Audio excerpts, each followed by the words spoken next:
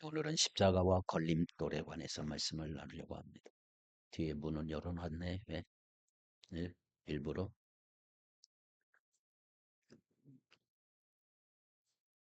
기운이 다들 거거든.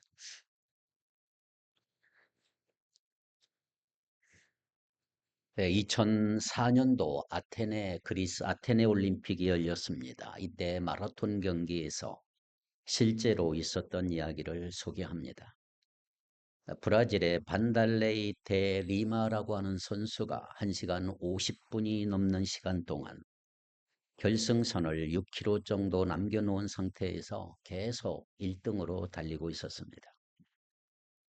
그런데 갑자기 한 남자가 마라톤 코스로 난입하는 사건이 일어났습니다.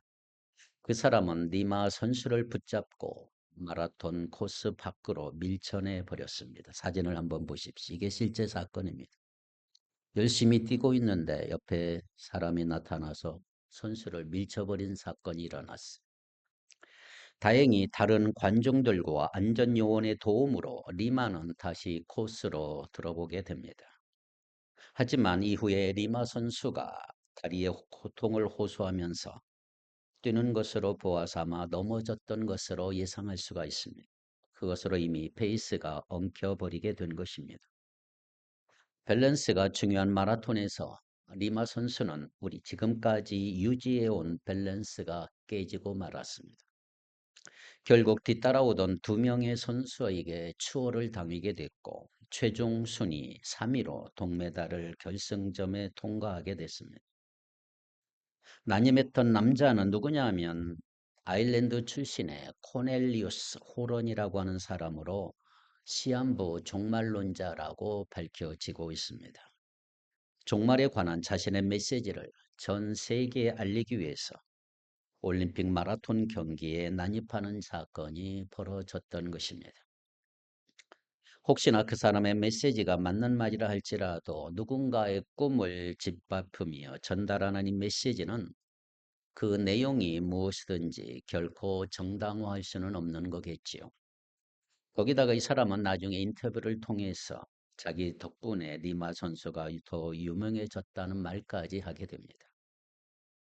그러나 니마 선수는 이상한 사람의 방해로 인해서 3위를 했음에도 불구하고 기쁘게 결승점에 통과를 했습니다.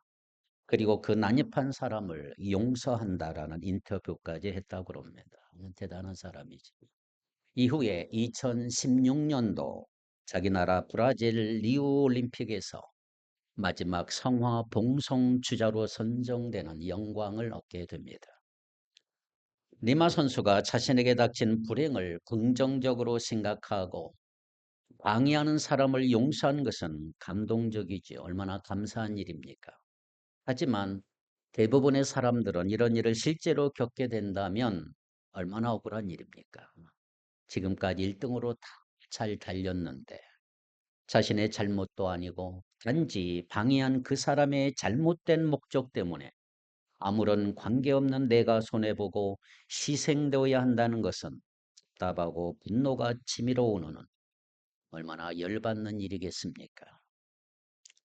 그러나 이런 일은 올림픽에만 있는 게 아니에요. 여러분, 사도 바울은 오늘 본문에서 종종 우리 그리스도인의 삶을 달리기에 비유하고 있습니다. 우리가 믿음을 가지고 살아가는 인생을 달리기에 마라톤에 비유하고 믿음의 경주에서 우리는 수많은 걸림돌을 만날 수 있다라고 경고하고 있습니다. 그렇게 걸림돌을 만났을 때 어려움 없이 그냥 뛰어넘으면 좋겠지만 때로는 걸려서 넘어질 때도 있고 때로는 이와처럼 누군가 나를 밀쳐 넘어질 수가 있고 어떤 경우에는 걸림돌이 끈질기게 들러붙어서 어려움을 당하기도 하고 뛰지 못하도록 방해받을 때도 있다라는 것을 경고하고 있습니다. 하지만 우리는 거기에서 멈추지 않고 그것으로 포기하지 않고 다시 일어나서 달려가야 합니다. 그것을 두고 우리는 극복이라 말하고 또 다르게 회복이다 이렇게 말할 수가 있습니다. 극복하고 회복해야 한다. 자, 오늘 본문의 갈라디아 교회도 믿음의 경주를 하는 중간 경주를 하는 그 가운데 그만 걸림돌을 만났어요. 누군가 잘 달리고 있는 갈라디아 교회 성도들을 가로막아 버리고 걸림돌을 하나 딱 줘버리고 말았어요. 그래서 갈라디아 교회는 지금 어려움에 빠져 있는 것입니다. 다시 일어나 달려야 하는데 그 걸림돌을 극복해야 하는데 그 걸림돌 때문에 주저앉아 버리고 말았어요. 그래서 바울은 그들을 향한 바울의 외침은 계속되고 있습니다. 제발 일어나라고, 다시 달려가라고, 여기서 끝내면 안 된다고 경고하고 있는 것이 갈라디아서라고 할 수가 있습니다. 자, 그렇다면 여러분, 그들 앞에 있는 걸림돌을 우린 극복하기 위해서 바울이 그들에게 뭐라고 했는지를 한번 보십시다. 7절입니다. 7절. 같이 한번 읽겠습니다. 시작. 너희가 다름질을 잘 하더니 누가 너희를 막아 진리를 순종하지 못하게 하더냐. 여러분, 지금까지 잘 달려오지 않았습니까? 그런데 누가 여러분을 가로막아서 진리를 따르지 못하게 했나요? 도대체 누가 여러분 앞을 가로막았나요? 일찍이 갈라디아 교회는 바울이 전한 복음을 듣고 진리를 믿었던 아주 복되고 아름다운 교회였습니다. 진리에 순종하면서 주님 안에서 참 자유를 얻었어. 이제 그런데 그 일은 과거의 일이 돼버리고 말았어요. 지금은 아니에요. 그들은 지금은 더 이상 달리지도 않고 달리는 것을 멈추고 말았어요. 그들이 달리는 것을 멈춘다는 말은 진리에 순종하기를 멈춘 것이다. 이렇게 말할 수가 있겠죠.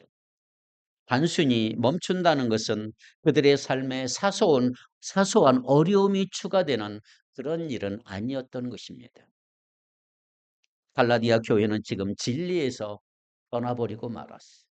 그렇게 아름다웠던 교회, 그렇게 진리를 찾았던 교회 성도들이 다 떠나가 버리고, 그렇다면 도대체 누가 이렇게 만들었을까요? 바울이 묻습니다. 누가 너희를 막아서 진리를 순종하지 못하게 하더냐? 7절에 계속 그 말이죠. 누가 여러분을 가로막아서 진리를 따르지 못하게 했나요? 자, 이 말은 바울이 그들이 누군지 몰라서 알고 싶어서 이런 질문한 게 아니에요. 다 알았어요. 3장 1절도 한번 볼까요? 3장 1절. 다 같이 읽겠습니다. 어리석도다. 갈라디아 사람들아, 예수 그리스도께서 십자가에 못 박히신 것이 너희 눈앞에 밝히 보이거늘 누가 너희를 꾀더냐. 어리석은 갈라디아 사람들아, 예수 그리스도의 십자가에 못 박히신 그 모습이 여러분의 눈앞에 선한데 누가 여러분을 흘려버렸습니까? 바울이 이런 질문을 한 것은 갈라디아 교회가 일이 이렇게 된 원인이 어디에 있는지, 무엇이 문제인지 제대로 파악할 수 있도록 질문한 거예요. 너희들 이 문제가 이거잖아. 빨리 해결해야 되지 않느냐. 그럼 갈라디아 교회가 이 질문을 진지하게 생각한다면 한 가지 답에 이르게 될 거예요. 문제의 원인이 뭐냐? 다른 복음이었다. 다른 복음을 생각하게 된다. 바울이 전하는 하나님의 복음, 진짜 복음이 아니라 가짜 복음, 다른 복음 때문에 이렇게 되었으니 빨리 정신을 차리고 다시 달려가야 한다. 이 말이에요. 바울이 복음을 전하고 떠난 뒤 어느 날 갈라디아 지역에 찾아온 그런 사람들이 있었어요. 그들은 갈라디아 교회에 새로운 사상을 주입시키기 시작을 해요. 새로운 사실을 전하고 그런 힘있게 보였고 그들이 전한 복음은 더 좋게 들렸어요. 바울이 빠뜨린 거 알려주고 부족한 거 채워주는 것 같이 들렸어요. 그래서 그들의 복음을 따르는 것이 갈라디아 성도들은 더 좋은 선택이라고 생각을 했어요. 그런데 사실은 다른 거예요. 전혀 다른 거예요. 갈라디아 교회가 성도들이 속은 거예요. 속은 거. 바울이 전한 진짜 복음이 아니라 가짜 복음이었던 것을 이들은 몰랐던 거지요. 그래서 바울은 오늘 갈라디아를 통해서 뭐라고 그랬어요? 다른 복음이 뭐냐? 그 실체를 알려주고 있는 거예요. 그리고 갈라디아 교회가 계속해서 그 다른 복음을 따라간다면 어떤 결말을 맞게 되는지를 알려주고 있는 거예요. 자, 이어지는 말씀을 통해서 그럼 다른 복음과 다른 복음을 전한 자들에 대해서 세 가지를 생각해 볼 수가 있어요. 그 세 가지는 출처가 어디냐? 그럼 영향이 어떤 영향을 받았냐? 결말은 어떻느냐? 이런 거예요. 자, 첫째로 이 다른 복음의 출처가 어디냐 이 말이에요. 어디서 왔느냐? 그 가짜 복음이 어디서 왔느냐? 8절입니다. 8절. 시작. 그 권면은 너희를 부르신 이에게서 난 것이 아니니라 그랬어요. 그런 꾀는 여러분을 부르신 분에게서 나온 게 아니라 거짓 형제들은 갈라디아 교회에게 복음의 진리와 다른 것을 전하기 시작을 했고 다른 복음을 따를 것을 갈라디아 교인들에게 권면을 하기 시작을 했어요. 여기에 다 넘어가 버렸어요. 갈라디아 교회는 몰랐지만 그 권면을 받아들인 것은 진리를 떠나서 달리는 것을 멈추는 것 같았고 갈라디아 교회에게 걸림돌이 되고 말았던 것입니다. 왜냐하면 그것은 바로 하나님께로부터 온 것이 아니었기 때문이에요. 가짜였기 때문이에요. 쉽게 생각하면 거짓 형제들은 출처를 속인 거예요. 출처. 이 복음의 출처를 속여버렸어요. 원산지가 국산이 아닌데 국산이라고 하는 것처럼 짝퉁 중국산이라고 속인 것처럼 이 복음은 하나님께 온 것이 아닌데 하나님께로 왔다고 속여버린 거예요. 속여버린. 구약에서 거짓 선지자들이 했던 것과 같은 일들을 이 가짜 사람들이 하고 다녔던 거예요. 근데 갈라디아 교인들이 다 넘어가 버렸어. 하나님은 갈라디아 교회를 뭐로 불렀어요? 은혜로 불렀죠. 처음에 은혜로. 1장 6절 말씀을 보겠습니다. 1장 6절 같이 읽겠습니다. 그리스도의 은혜로 너희를 부르신 이를 이같이 속히 떠나 다른 복음을 따르는 것을 내가 이상하게 여기노라. 자, 처음에 예수님의 은혜로 갈라디아 교인들을 불렀어요. 그런데 너무나 속히 떠나가 버렸어요. 다른 복음을 찾아서 떠나는 거 바울이 이상하게 도무지 이해가 안 된 거지. 하나님의 은혜로 부르셨는데 거짓 형제들은 은혜가 아닌 율법의 행위를 전했던 거예요. 전혀 다른 거. 이처럼 다른 복음은 하나님의 승인을 받지 않는 가짜라는 것을 알 수가 있는 것입니다. 그렇습니다. 여러분, 우리가 뭔가 새로운 것을 접할 때, 뭔가 다른 것을 신선한 것처럼 들릴 때 여러분 늘 조심하셔야 합니다. 그 출처가 어디인지, 이것이 어디에서 왔는지를 살펴보셔야 돼요. 다른 복음이라고 하는 걸림돌은 하나님께로부터 온 것이 아니었단 말이에요. 처음 들었을 때, 야, 신선한 것 같고, 새로울 수가 있고, 뭔가 다를 수 있겠지만, 그 출처가 하나님이 아니었기 때문에 들리는 것을 멈추는 결과를 가져오고 말았어요. 우리가 다른 복음을 따르는 것은 부르신 이를 떠나는 거예요. 그리고 상황은 더 나쁘게 될 것입니다. 왜냐하면 영향이 크기 때문에. 두 번째 생각할 수 있는 것은 뭐냐? 첫 번째는 출처가 어디냐? 두 번째 그 다른 복음의 영향이 뭐냐? 영향이 엄청 얼마나 위험하냐를 생각할 수가 있는 거예요. 9절입니다. 9절. 1장 9절. 시작. 우리가 전에 말하였거니와 내가 지금 다시 말하노니 만일 누구든지 너희가 받은 것 외에 다른 복음을 전하면 저주를 받을지어다. 오늘 구절 다시 한번 보세요. 오늘 본문의 구절에 보면 적은 누룩이 온 동이에 퍼지느니라. 적은 누룩이 온 동이에 퍼지느니라. 작은 누룩이 반죽 전체를 부풀게 한다. 이 말. 다른 복음의 영향은 여기 뭐라고 비유했어요? 적은 누룩에 비유하고 있어요. 적은 누룩이 온 동이에 퍼지는 것처럼 다른 복음의 영향도 그러하다. 진리에 순종하는 것을 막는 거짓 가르침은 교회 전체를 오염시킬 수가 있는 거예요. 그 영향력이 엄청납니다. 작지만 영향력은 엄청나요. 만약에 여러분이 누룩을 제거하지 아니하고 그냥 둔다면, 그냥 방치한다면 그 영향이 모든 곳에 퍼져서 잡을 수 없는 문제로 발전되고 심각한 문제를 얻게 될 것이라는 거지. 그래서 다른 복음이 더 특별히 위험한 이유는 이겁니다. 마치 전염병이 유행하는 것처럼 다른 곳으로 퍼지기 때문에 위험한 거예요. 얼마나 쉽게 퍼지는지 누룩 곰팡이처럼. 이런 이야기가 있어요. 갓 태어난 호랑이 새끼를 어미에게서 떼어다가 사람이 우유를 먹이고 키우면 마치 강아지처럼 키울 수 있다 그래요. 아주 순하고 착하대요. 어린 호랑이. 그런데요, 만약에 한 번이라도 어미 호랑이를 만나 냄새를 맡게 되면 1시간도 못 돼요. 도로 냉수 호랑이로 돌아가 버려요. 걷잡을 수 없이. 그 잠시가 맹수의 본능을 깨어버리는 아주 무서운 것입니다. 담배를 안 피우는 사람은 담배 피우기가 매우 어렵습니다. 그런데 담배를 피우는 사람이 담배 끊기는 더 어렵습니다. 어느 날 수십 년 동안 담배 피우는 사람이 담배를 끊었어. 그 기간이 10년이나 됐어.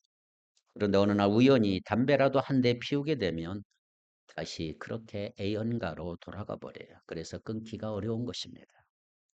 누룩이 온 덩이에 퍼진다는 이야기가 바로 이것입니다. 슬그머니 전체로 퍼진단 말이에요. 이상하게도 여러분, 좋은 소문은 잘 안 퍼져요. 사람들이 질투가 많아서 그런지 좋은 소문은 전달하기를 싫어하나 봐요. 그런데 나쁜 소식은 입에 그렇게 잘 어울리잖아요. 얼마나 빠르게 퍼져나가는지. 듣기도 좋아하고 말하기도 좋아하고. 걱정이 돼서 그래요. 우리끼리만 합시다. 걱정이 되면 입 다물고 혼자 걱정할 일이지 왜 돌아다니며 전파하고 있을까? 사람들은 나쁜 소문이 나면 듣기도 좋아하고 전하기도 좋아하는 그 특징이 사람에게 있는 것 같아요. 자, 이런 맥락에서 사도 바울은 뭐라고 그랬어요? 누룩과 같이 쫙 퍼져나가는 현상을 지극히 경계하고 있는 거예요. 다른 복음은 절대로 안 된다. 몇 년 전 코로나가 유행하면서 얼마나 힘들었습니까, 여러분? 확진 판정을 받은 사람이 한 명이라도 생기면 쥐상이 걸리고 주의를 요한다는 방송들이 나오고 괜히 유난을 떨었을까요? 왜 그렇게 했을까요? 한 명으로 끝나지 않는단 말이에요. 전염되기 때문에 무서운 거지요. 그냥 두면 상황은 악화되고 통제할 수 없어요. 그래서 애초의 시작부터 제대로 없애버리자. 문제는 전염이 되고 자꾸 옆으로 퍼지기 때문에 작은 누룩의 전염성을 염려하고 있는 거예요, 바울은. 바로 다른 복음이 그런 거예요. 제대로 처리하지 않으면 교회에 큰 어려움이 온다. 성도들이 큰 손해가 온다. 이미 갈라디아 교회에는 이런 어려움이 시작이 됐어요. 바울의 입장에서는 너무 속상한 거예요. 더 심각해지기 전에 이것을 바로잡아야 했다 이 말이에요. 그래서 바울은 강력하게 그들의 그런 마지막 결말에 대해서 다른 복음의 틀 이렇게 이야기합니다. 그럼 다른 복음의 결말이 뭐예요? 세 번째 생각할 수 있는 것은 다른 복음의 결말 10절입니다. 오늘 보면 5장 10절 5장 10절이죠. 5장 10절 시작 읽어보세요. 시작.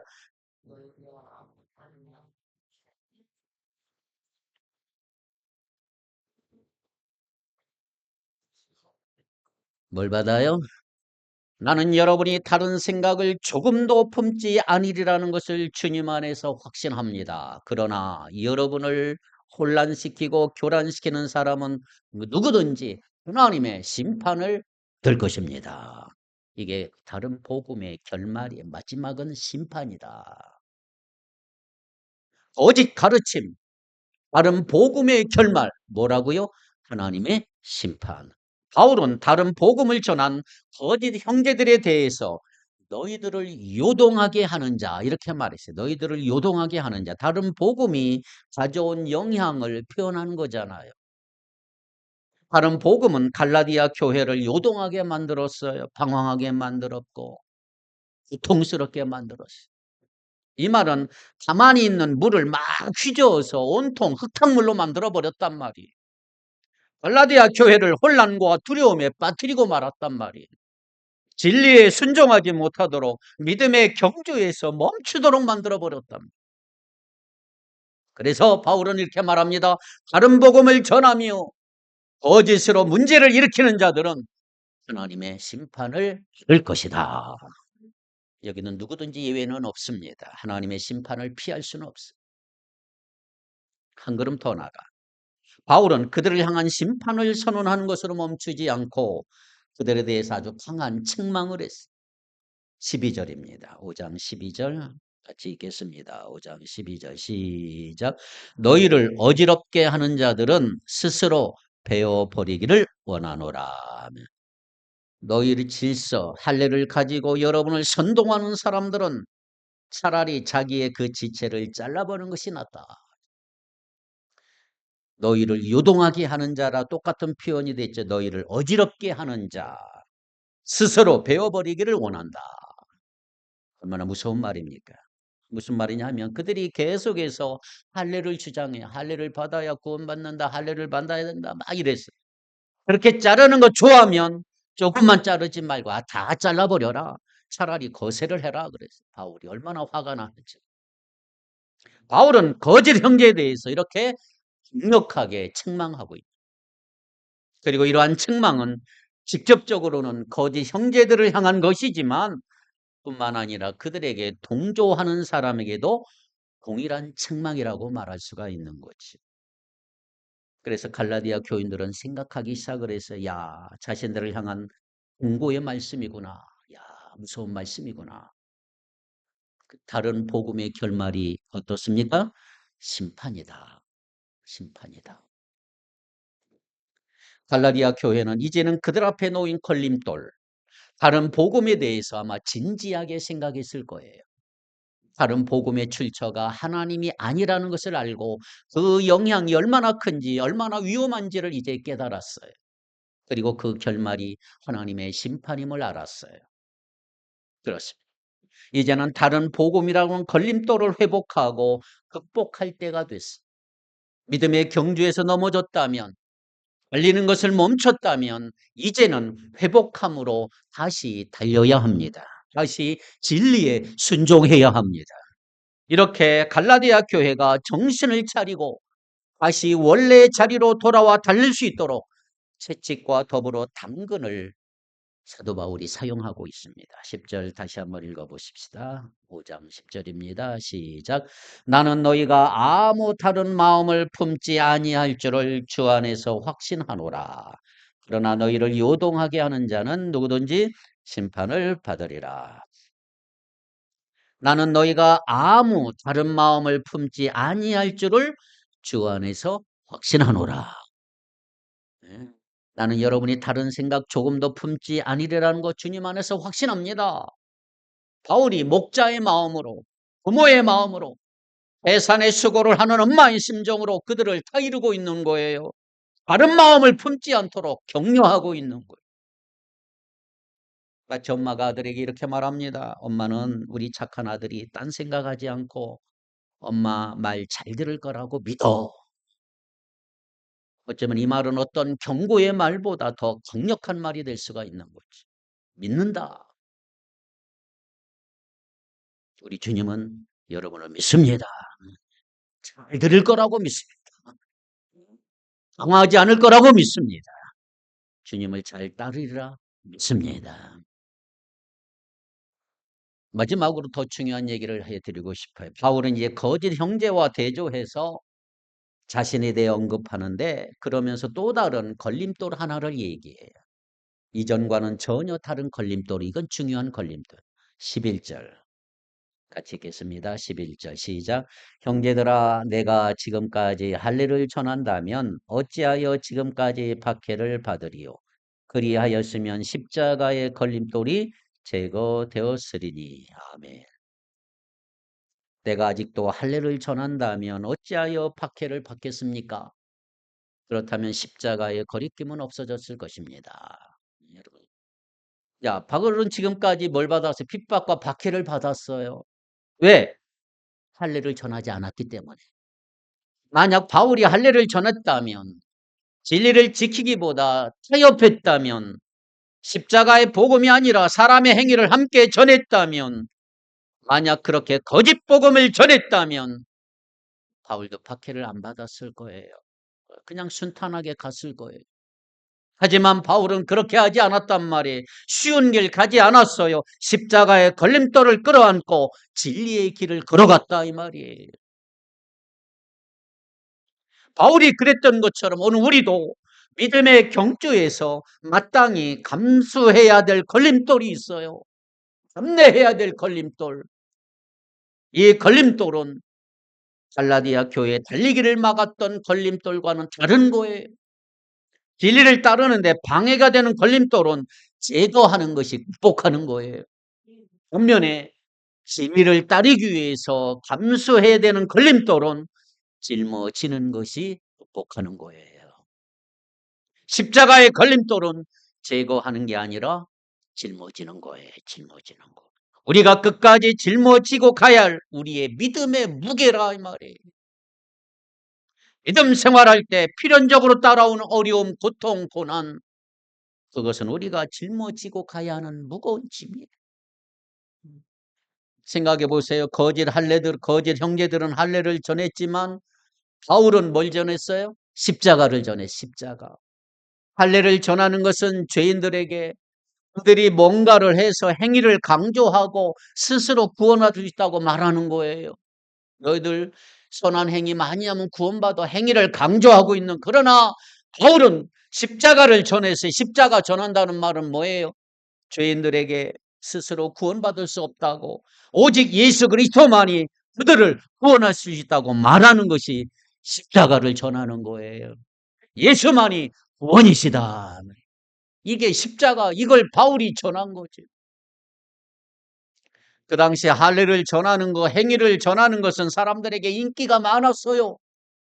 인간이 가지고 있는 종교적인 열심을 자극할 수도 있고, 다른 사람들과 나를 비교하도록 부추기고, 내가 스스로 뭔가 해냈다는 성취감과 다른 사람보다 낫다는 우월감을 얻도록 만드는 아주 인기 있는 거지, 인기. 뿐만 아니라 할례를 전하면 열성적인 유대인들과 부딪힐 필요가 없고 핍박을 받을 필요가 없어요. 핍박을 피할 수가 있었다면 가짜를 포기하고 진짜를 선택했던 바울과는 전혀 다른. 바울은 어땠어요? 인기를 포기했고 걔를 선택한 거예요. 가짜를 포기하고 진짜를 선택했단 말이에요. 십자가의 걸림돌은 짊어지고 믿음의 경주를 달려가는 거에 진리에 순종했단 말이에요. 바울은 박해를 두려워하지 않고 끝까지 그 길을 걸어갔어요. 그래서 뭐라고 그랬어요? 지금 내가 지금까지 할례를 전했다면 어찌하여 지금까지 박해를 받겠느냐. 내가 할례 전했다면 박해 안 받는다. 그러나 십자가를 전하니까 박해를 받는다. 바울은 진리에 순종함으로 마땅히 감수해야 될 박해를 두려워하지 않았단 말이에요. 믿음의 경주에서 따라오는 박해를 피하려고 다른 길 가지 않았어.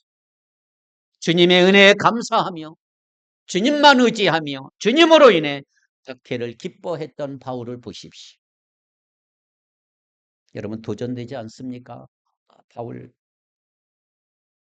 그래서 바울은 자신이 감당했던 박해에 대해서 이렇게 말합니다. 4장 29절을 보겠습니다. 4장 29절 같이 읽겠습니다. 시작.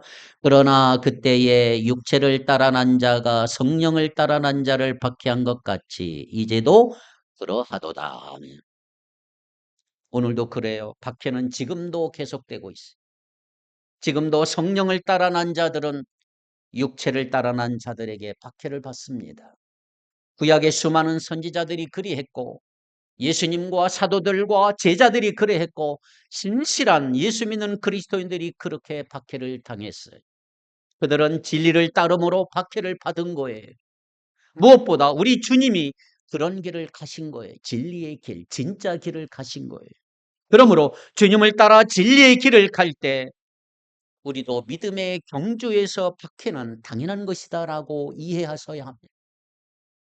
십자가의 복된 소식은 사람들에게는 걸림돌이 되고 그들의 본성에 반하는 거죠. 모든 사람이 십자가 하나님의 심판 아래 있다는 사실을 전하면 사람들이 싫어해요. 자신을 구원하기 위해 스스로 할 수 있는 일이 아무것도 없음을 전한다면, 오직 십자가에 죽으시고 부활하신 예수님을 통해서만 구원받을 수 있다라고 전한다면 많은 사람들은 좋아하지 않아요. 오늘날은 어느 하나만 맞다고 하는 거 좋아하지 않는 시대예요. 진지한 태도라면 그것이 뭐든지 간에 무엇을 믿든지 상관없다라고 말하는 시대가 됐어요. 오히려 오직이라 말하고 하나뿐인 진리를 말하고 유일한 구원의 길을 말하면 사람들은 다 싫어해요. 오직 예수만이 구원이다. 이 말 아주 싫어해요. 그런데 어쩌겠습니까, 여러분? 그것이 진리인데. 하나님이 우리에게 복음이 주신 그것인데, 오직 하나의 길밖에 없는데, 예수님 말고는 다른 구원이 없는데 어떻게 알아 이 말이? 사람이 싫어하든 좋아하든 사람이 어떻게 받아들이든 그것이 중요한 게 아니고, 중요한 것은 그것이 진리냐 아니냐. 예수님이 진리요, 십자가가 진리다. 가끔 교회로 신청하지 않는 책들이 와요, 하나씩. 우편으로 올 때가 있어요. 전 책을 좋아하니 책을 주는 거 좋은 일인데, 문제는 뭐냐? 읽을 만한 책이 아니에요. 쓰레기들이 와요. 최근에 꽤 두꺼운 책이 왔는데 잠깐 보니까 뭐라고 썼느냐? 자신이 재림한 예수고 성경의 모든 말씀이 자신을 통해 성취되었다는 거예요. 대한민국에서 천국이 이루어진다는 거예요. 이따위 책 내용이 가득해서 터무니없는 거짓 가르침이지만 누군가에게는 걸림돌이 될 수가 있어. 이게 내가 아니고 다른 사람이 봤다면, 병신도가 봤다면, 야, 이거 어떻게 할까? 또한 어떤 것들은 아주 교묘해서 거짓을 파악하기도 어려운 것이 많아요. 그럴 때 우리는 그 가르침의 출처가 어디인지를 살피셔야 돼요. 나의 믿음의 경주에서 걸림돌이 되지 않도록 조심하셔야 합니다. 세상엔 우리를 미혹하는 매력적인 가르침들이 얼마나 많이 있는지 몰라요. 우리가 누룩을 제거하는 것처럼 제거해야 될 걸림돌이 너무 많은 거예요. 뿐만 아니라 우리가 믿음의 경주를 달려갈 때 계속해서 우리에게 도전이 되는 것들을 우리 만나게 될 것입니다. 세상의 타락한 문화와 진리를 무너뜨리는 시도와 죄를 인정하지 않으려고 하는 다양한 도전들과 여러분들은 맞서게 될 것입니다. 이런 시대의 흐름 속에서 오늘 우리가 진리를 따라 순종하며 달려간다면 어쩌면 진리는 계속해서 우리에게 걸림돌처럼 느껴지게 될 것입니다. 야, 고집 부리지 말고 살짝 타협하면 힘들지 않게 살 수 있는데 왜 고집 부리냐고. 세상이 얼마나 변했는데 아직도 고리타분냐? 왜 이렇게 꽉 막힌 생각으로 살아가냐? 자, 여러분, 다양한 방식으로 이놈의 마귀는 얼마나 우리를 속삭이는지 몰라요. 우리가 붙들고 있는 진리를 놓으라고, 십자가의 걸림돌을 제거하라는 유혹이 얼마나 많은지 몰라요. 하지만 사랑하는 여러분, 우리는 십자가를 붙잡고 끝까지 믿음의 경주를 달려가야 된단 말이에요. 십자가의 걸림돌을 만나더라도 바울이 그랬던 것처럼 말씀에 따라 박해를 기쁨으로 감당해야 된다 이 말이에요. 주의 교훈으로 말씀을 따라 아이들을 훈계할 것이고, 하나님이 말씀하신 죄를 분명하게 죄라고 말하게 될 것입니다. 예수만이 유일한 구원자라고, 다른 길을 없음을 우리는 선포해야 된단 말이에요. 우리가 믿는 성경은 조금의 틀림이 없는 하나님의 말씀임을 전해야 된다 이 말이에요. 세상이 뭐라고 하든지, 나와서 어떤 말을 하든지 성경이 가르치는 바 하나님의 말씀을 따라 진리에 순종해야 된다 이 말이에요. 그러니 여러분의 삶을 한번 살펴보셔야 합니다. 여러분이 진리에 순종하는데 방해가 되는 게 있다면, 주님의 말씀을 따라 믿음의 경주를 달려가는데 막는 것이 있다면, 내 길을 막는 것이 있다면 그것이 어디서 온 것인지를 주의 깊게 살펴보셔야 돼요. 따라가지 마십시오. 우리를 부르신 분에게서 온 것인지, 그 부르심에 합당한 것인지 아닌지 점검해 봐야 돼요. 그것이 사소하다고, 아주 작다고, 가벼운 거라고 무시하지 마세요. 제때 정리하지 않으면 즉시 그 영향력을 나타내는 게 마귀의 속성이에요. 온 동이에 퍼질 것이고 순간에 어려움이 될 것이고 정리해야 될 것은 단호하게 제거하시기 바랍니다. 그리고 그 결말을 기억하십시오. 그 결말은 하나님의 심판이다. 걸림돌은 달리기를 멈추라고 있는 게 아니고요. 걸림돌은 극복하라고 있는 거예요. 만약 연약함으로 여러분들이 걸림돌에 넘어지셨다면 회복하시고 극복하십시오. 일어나서 다시 달려서야 합니다. 주님이 그 길에서 끝까지 여러분과 함께 하실 것입니다. 여러분이 달리고 있는 순간순간의 모든 과정들이 주님의 선하신 손안에 있음을 믿고 주님을 의지하시기를 바랍니다. 그러면 여러분은 인생에서 만나는 수많은 걸림돌들을 넉넉하게 이길 수 있음을 믿습니다. 극복할 수 있단 말이에요. 임마누엘, 주님이 그 길에서 끝까지 여러분과 함께 동행하실 줄로 믿습니다. 기도합시다. 사랑과 은혜가 풍성하신 하나님 아버지, 예수 그리스도의 십자가 대속으로 우리에게 참된 자유를 주시고 구원의 영광스러운 경주를 달리게 하시니 감사합니다. 영적 걸림돌을 분별하고 진리에 순종하기를 원합니다. 저희가 믿음의 다름질을 잘하고 있을 때 우리의 발걸음을 가로막고 진리에 순종하지 못하게 만드는 세상의 유혹과 거짓의 속삭임을 단호히 거부하게 하시고 우리를 부르신 하나님의 뜻이 아닌 것들 영적으로 예리하게 분별하게 하시고 오직 기록된 말씀과 복음의 진리 위에 굳건히 서게 하여 주옵소서. 공동체 내 작은 죄와 거짓된 누룩을 제거하기를 원하오니 우리의 심령과 우리 공동체 안에 슬며시 스며드는 인간의 죄와 교만함과 그리고 형식주의적인 약한 죄의 요소들을 용납하지 않도록 역사하여 주시옵소서. 주 안에서 모두가 한마음 한뜻을 품게 하시고 복음의 순전함을 훼손하는 어떤 거짓의 가르침도 우리 가운데 발붙이지 못하도록 성령께서 지켜주시옵소서. 인간의 자존심과 행위를 앞세우는 세상 속에서 오직 예수 그리스도의 십자가만을 우리의 유일한 자랑으로 삼게 하시고 십자가 복음이 세상 사람들에게 미련해 보이고 걸림돌이라 된다 할지라도 구원을 얻는 우리에게는 하나님의 능력이 됨을 확신하며 살아가게 하여 주옵소서.